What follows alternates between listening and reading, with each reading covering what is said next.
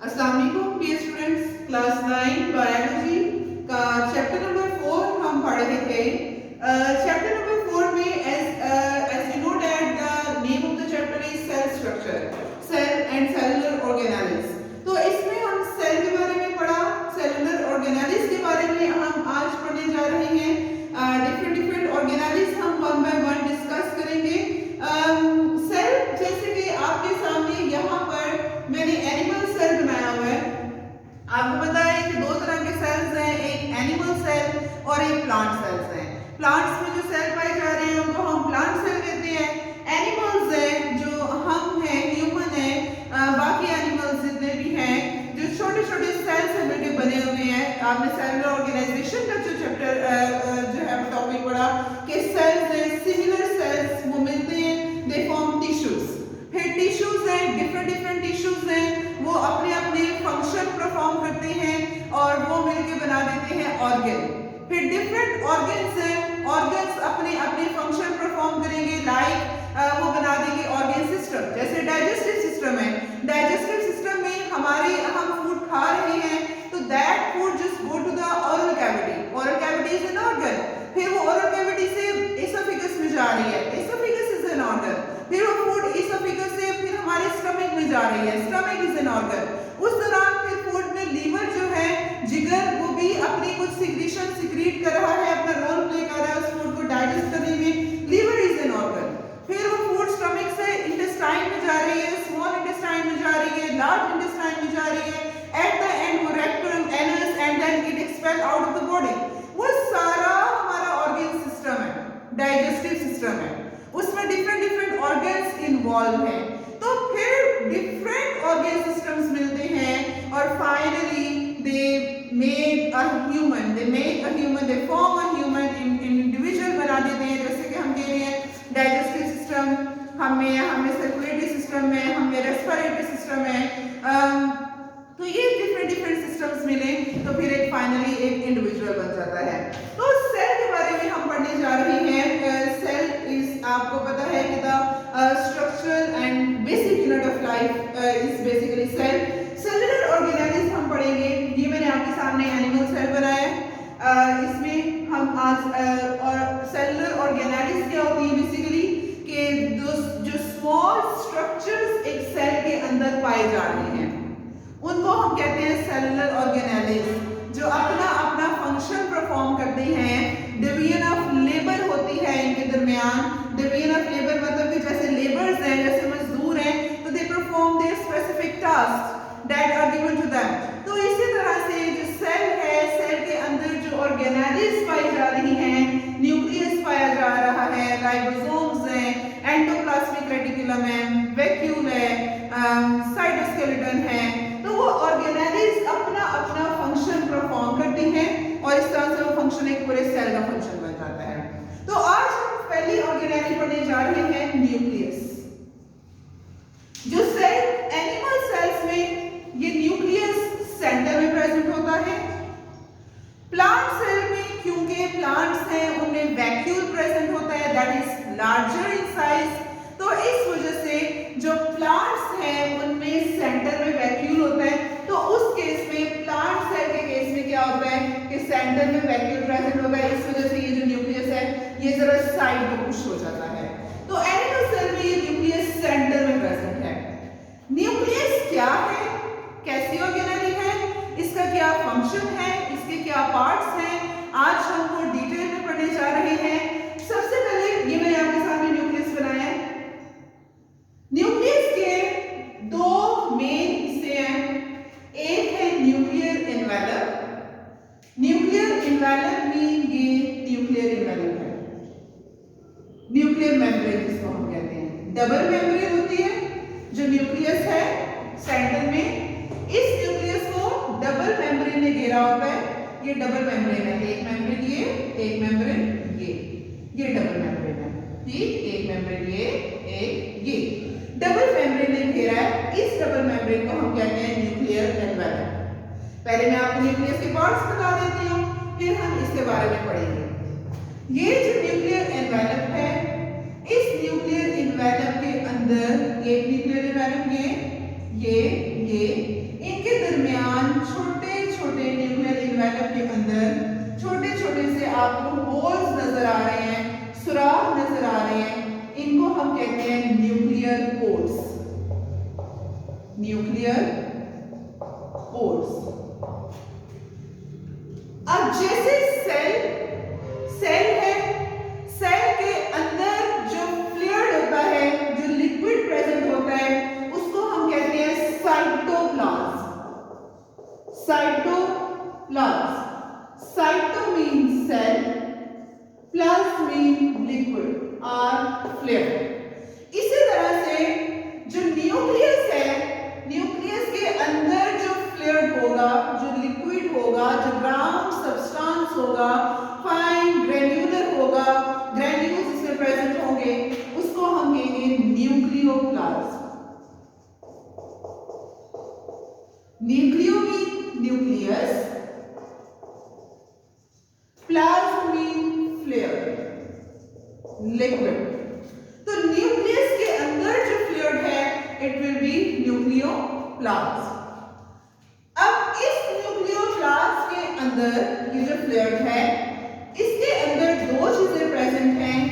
एक इसके सेंटर में ये जो डार्क स्पॉट आपको नजर आ रहा है, जिसको मैंने रेड से शो किया है, this is called nucleolus. Nucleolus. Nucleolus जरूरी नहीं है, I have drawn a single nucleolus here, there can be 2 और 3 और मोर न्यूक्लियोलाई। न्यूक्लियोलाई हम इनको कहेंगे प्लूरल फॉर्म में, तो सिंगुलर में हम इन्हें न्यूक्लियोलस कहेंगे। साथ इस न्यूक्लियोप्लाज्म के अंदर हमारे पास ये क्रोमैटिन मटेरियल प्रेजेंट है। क्रोमैटिन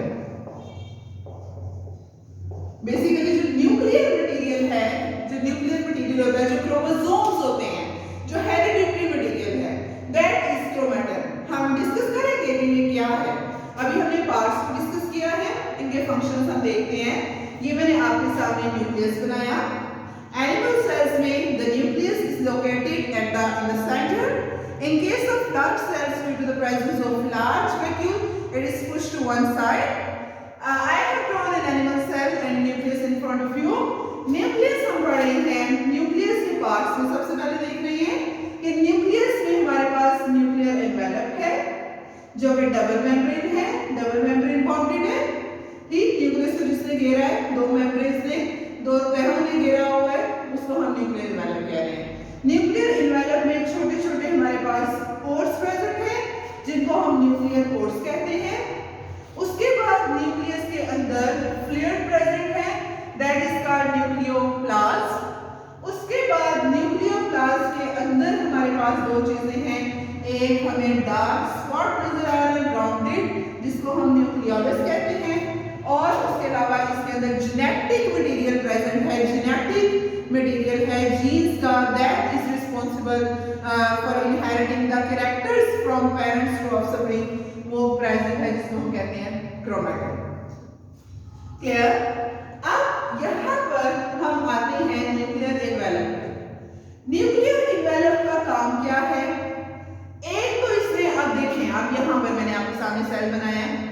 सेल के अंदर ये साइटोप्लाज्म है, जो फ्लूइड है सेल का सारा, ठीक, यहाँ पे जितना भी फ्लूइड होगा सेल का, दैट इज साइटोप्लाज्म। तो अब यहाँ पर आप देखें तो यहाँ पर न्यूक्लियस का फ्लूइड है न्यूक्लियोप्लाज्म, सेल का फ्लूइड है साइटोप्लाज्म। न्यूक्लियर एनवेलप क्या काम कर रही है? न्यूक्लियर एनवेलप क्या कर रही है? ये साइटोप्लाज्म को और न्यूक्लियोप्लाज्म को सेपरेट कर रही है। तो इसका पहला न्यूक्लियर एनवेलप का हम फंक्शन ये कह सकते हैं कि ये क्या करती है, न्यूक्लियोप्लाज्म को और साइटोप्लाज्म को सेपरेट करती है।